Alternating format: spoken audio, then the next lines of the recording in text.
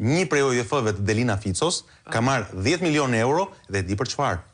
Për të ulur stokun e dosjeve në sistemin e drejtësisë. Pra vetëm Delina Fico ka marrë 10 milion euro me OJF-t e George Sorosit dhe stoku jo që nuk ul për cilën u pagua, po sipas kongresmen ishte mos gaboj, nën kryetari i nën komisionit për Europë, që ishte zë zyrtar, thotë nga 16.000 shkojnë në 200.000.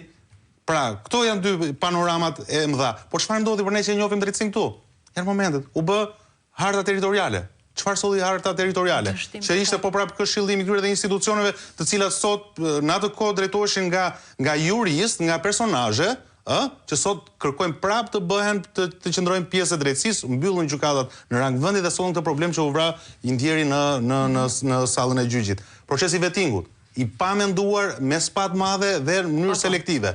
Dhe më e rëndësishmja për mua është sot funksionimi në mënyrë politike i shkollës së magjistraturës.